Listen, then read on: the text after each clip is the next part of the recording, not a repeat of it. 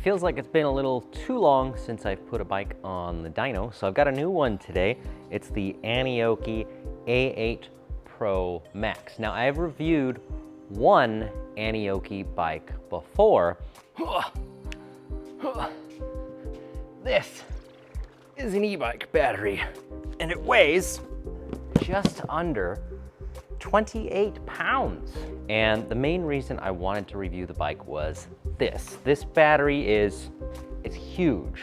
There it is. That is a 52 volt, 60 amp hour battery. So the previous bike that I reviewed was a 48 volt, 60 amp hour.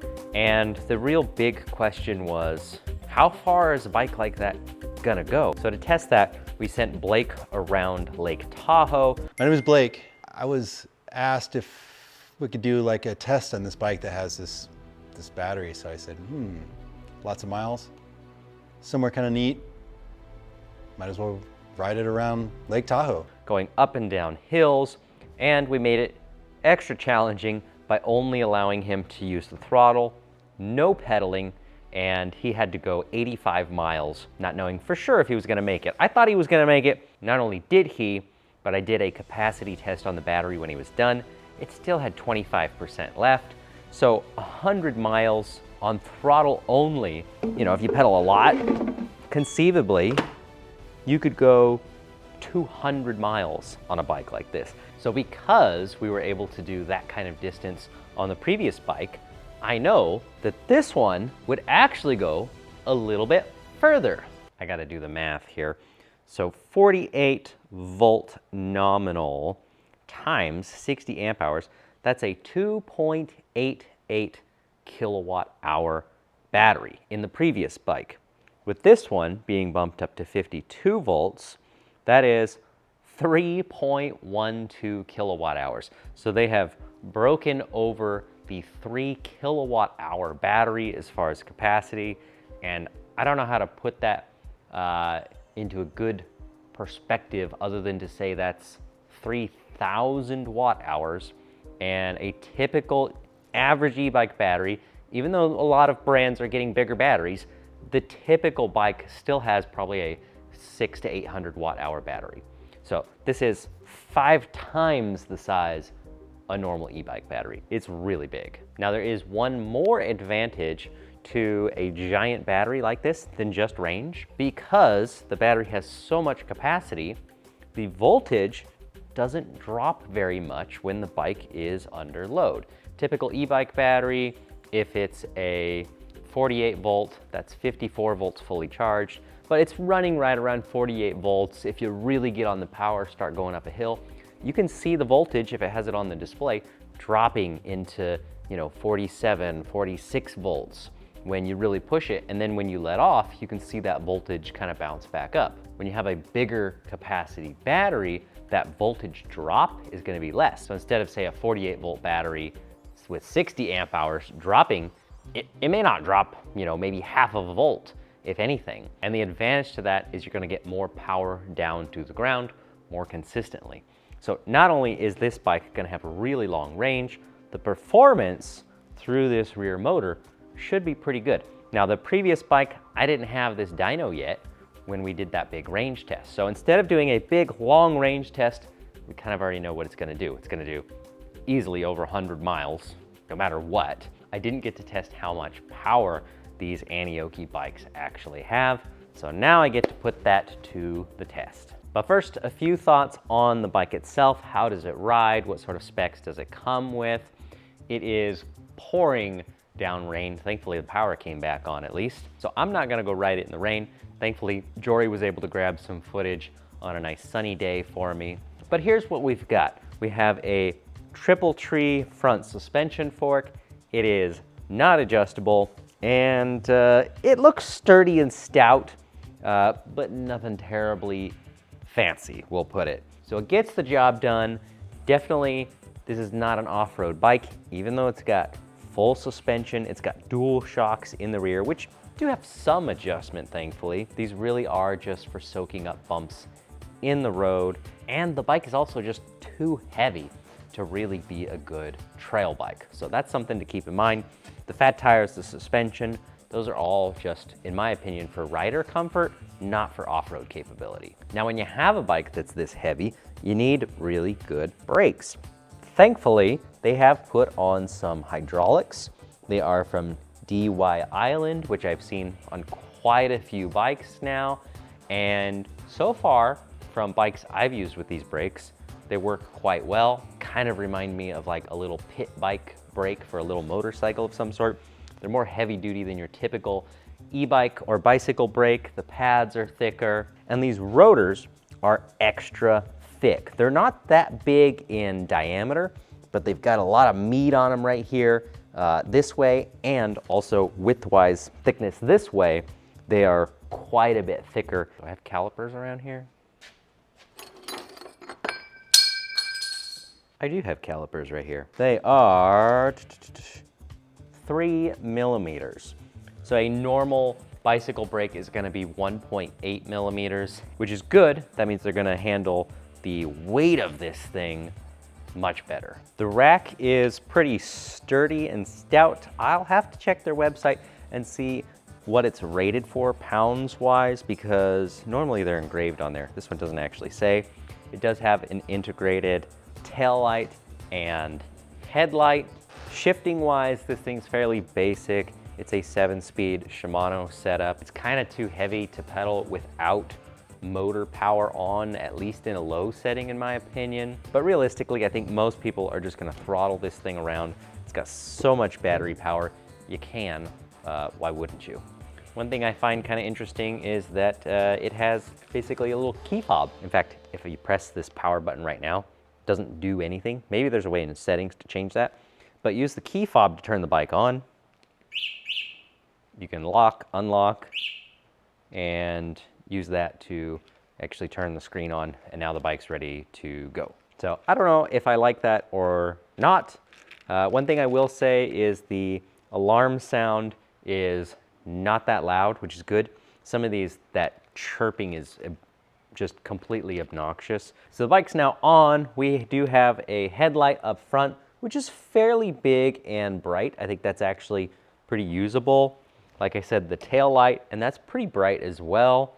There is a horn, which is reasonably loud. Not quite car horn, but definitely loud enough to alert other cyclists, pedestrians. And then of course we have to talk about whatever this monstrosity is.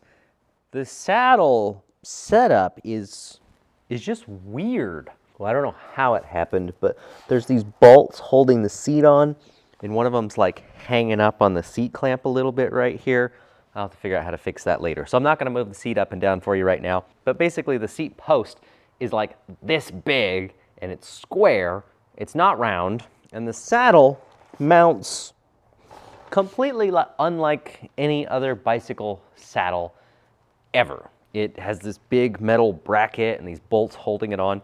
So if you want to change your saddle out, you can't. You either like this one or you don't. So that to me is a little bit of a downside. What little bit I did ride it, it was pretty comfortable. It's got 5 levels of assist, pretty standard stuff on the display. You have the odometer, your speed in miles per hour. The battery is just the bars. And the assist levels are tied to the throttle. So if you're in assist 1 and you go, you're gonna get a certain amount of power and speed, but if you wanna go faster, you gotta turn it up to 2, and then 3, 4, 5, and so on. But now let's get to what you've been waiting for. How much power can the Aniioki bike put down to the ground? We're gonna measure the wattage, we're gonna measure the torque, and let's see, where did this bike fit in? We'll turn off the light to maximize performance. Oh, the headlight button turned the light on, it's not turning it off. We'll leave that light on. So far, our top bike for foot-pounds of torque and wattage was the Yadea Trooper for something that had 20-inch wheels, fat tires, and a rear hub motor. We've had more powerful torque and more wattage on some mid-drive bikes, but for a 20-inch fat tire bike, the closest comparison we got, the Yadea Trooper did almost 37 foot-pounds of torque, 36.9, and over 1,400 watts of power. So that is the number to beat for something like this. This has a good chance because of that big battery, the low voltage drop. If something's gonna beat it, this could be it. Depends on the controller settings. Let's hit the start button and see what happens. In 3, 2, 1. It's looking pretty good so far. It might have done it. 1,500 watts, it looks like. One thing I always check is the speedometer for accuracy. This says 33 miles an hour, so it's not limited on speed at all. Over there, that says 30 miles an hour. 10% too fast. So if it says you're going 30 miles an hour, you're really doing like 27, 28-ish. Might be some settings to tweak that, but out of the box, that's how it's set up. Let's hit the stop button. I am thinking, based on the battery capacity, this may have actually given us some of the best performance numbers we've seen for a 20-inch hub motor bike. And the official numbers are 1,541 watts. That is about, no, not about, that is exactly 100 watts more than the Yadea Trooper. And torque, that is surprising, 41.64 foot-pounds. I want to check the chart and make sure there weren't any glitches in there, because that is even better than I expected on the torque. But that looks like a very clean run. 1,541 watts. I gotta move a lot of bikes down here. Just for comparison, the weakest bike, the Rad City 4, had 17 foot-pounds of torque. This is 41 foot-pounds, well over double. That kind of gives you an idea of how well this thing would climb a hill. So there we go. It's gonna pass all of these bikes up and land right here above the Yadea Trooper. It does go right below the Moon Cool. Now, we don't know if those numbers were 100% accurate. Those were from an all-wheel drive bike, and that was the front and rear motors tested independently and added together. And then the Biketrix XD, that thing just had a massive 2,000 watt mid-drive motor. That's gonna be pretty hard to beat. So this is really good. For a single rear hub motor bike, that is the best performance we've seen yet. So let me know what you guys think. Do you like bikes like this? It is really heavy. That's a downside. The saddle is not really swappable or changeable. That is a downside. The suspension is not adjustable very much either. That's also a downside. The pedaling is using pretty basic components, so that's a downside. But you do get some really big brakes. You do get a huge battery, and you do get some pretty good performance for currently a price. I see they're on sale for like 1,800 bucks. So no, I'm not a dealer for Aniioki. They just sent me this bike to do a review and see what my thoughts are. So that's what I think. If you want a long range bike that you can just throttle around, then this might make sense for you. If you want something you can pedal lightweight on trails, definitely this is not what you want, but it does really well at putting the power down to the ground. I do have this one bike. I'll be selling this one locally, so if somebody wants that, make sure to hit us up. If you're within like 100 miles away or so, you can ride it home.